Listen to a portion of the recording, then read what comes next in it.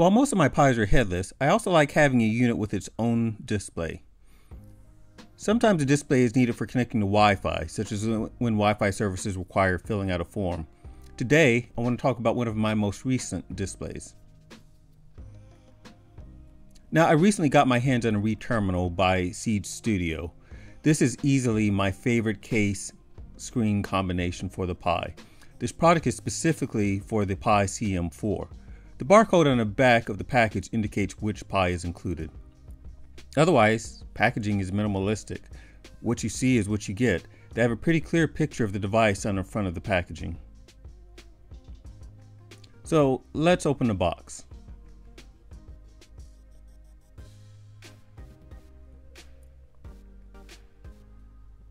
The first thing visible in the box is the unit itself. Underneath the unit is a small screwdriver and some extra screws. That small packet in the back is just silica gel.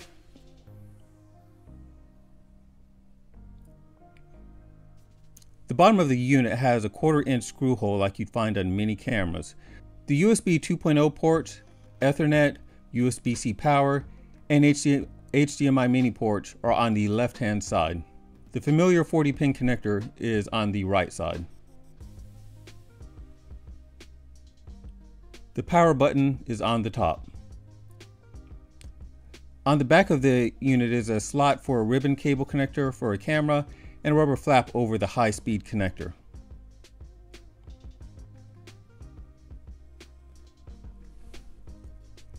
The front of the unit has status lights, 2 of which are user programmable, and user-defined buttons.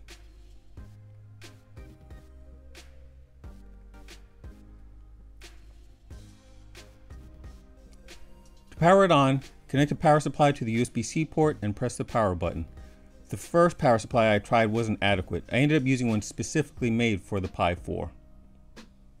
Now I'm going to mount my unit on a tripod. At startup, the desktop looks like the familiar Pi desktop but with an extra icon. That icon starts an example program for the reTerminal. I thought this made for a great example of an appropriate interface for this device.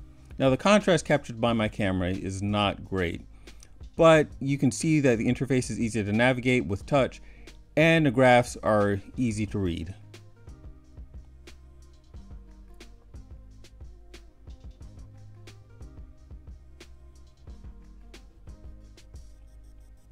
Let's look at the status lights. The right 2 positions house 3 lights. USR has a green light, STA has a red and a green light. Now those lights are independently operated. You could make them both turn on and kind of make that position yellow. The other lights, which indicate the unit is powered on or drive activity, are not programmable. There's also what Seed Studio refers to as a buzzer within a unit. I would have called this a beeper instead. This is what it sounds like. We access these features through the File API. This means that most features can be accessed by reading or writing to specific files from the console. Now I'll be using C++ for most of my code examples here. The paths to these special files are child paths of SYS class, and this is part of the virtual file system known as sysfs. You'll find your system's devices represented here. There's a lot that could be said about sysfs, but you don't need to know about that to use these devices. And note that this is a virtual file system. Permission changes will not be retained into the next reboot. You'll need to run your programs as root in many cases to write to these files. But let's start with those user programmable LEDs. The LEDs and the buzzer are found in sys class LEDs. These are the specific file names. These names are for folders. Inside of these folders are additional files for the device's attributes. The device attribute of concern is brightness. To set the brightness, write a value between 0 and 255 to that file. Now, I've not seen this actually adjust the brightness though. It only appears to turn the light on or off. The buzzer uses the same interface, but expects values of 0 and 1. To control the light, this is the class that I use. It just writes the value to the file and then closes the file. For the buzzer, I'm using my light controller class, but pass it the right device name. Somewhere above the screen is a light sensor. Accessing it is just a matter of reading a file. Here, you can see the full path to the device name. To show it in action, I'm reading a value and just printing it in a loop. As I bring a light closer to the screen, you can see the value change.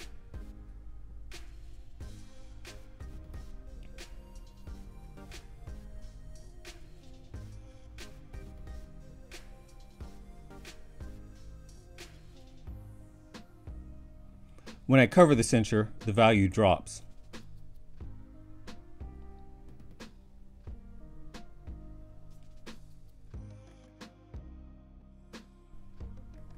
Another sensor the reTerminal has is an accelerometer. This is a 3-axis accelerometer which operates at about a frequency of 1 Hz. If you try to read it faster than this, you'll get some zero readings. And there's 2 ways to avoid this. If you're using C or C++, you can use the poll API. With this API, you can query the device to see if it's ready to send more data. If you're using a language that doesn't support this feature, you can just limit how often you read from the device file.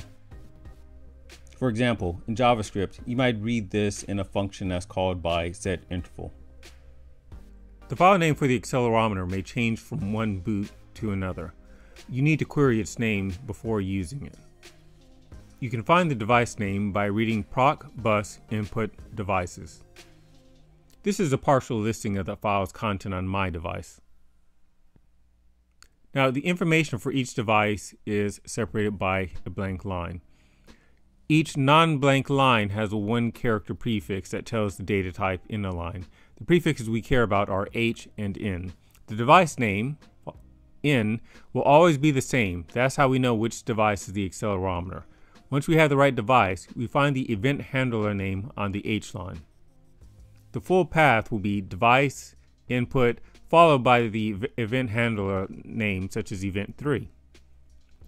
Performing these actions in code is primarily string operations. This is the method that I used in a C++ version of my code. The file stream for the event file emits information as a binary stream of data using this structure. For the accelerometer, the code member will be 0, 1, or 2 for the values X, Y, or Z. The measurement itself will be in the value field. And here I'm using a program running in Node. I'm using JavaScript to read the accelerometer. I thought the ranges for each one of the axes was a bit odd, but it's not a problem since it's even through experimentation it's easy to figure out. At this update speed, it will work fine with a UI that changed orientation along with the device.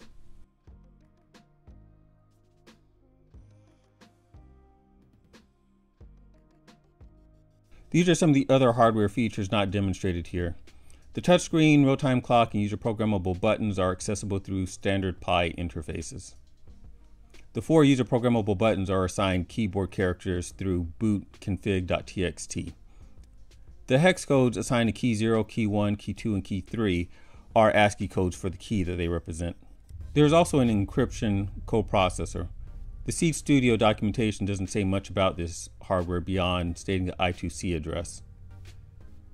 Now, we may see additional hardware in the future for the reTerminal, but as of yet, at the time of making this video, nothing new has been announced.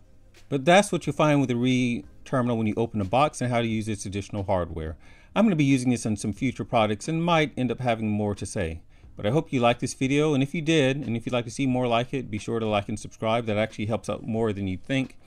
And you can find more videos like this on both my Instagram account at J2INET and on my YouTube channel, which is at youtube.com/J2INET. Thanks, and until next time.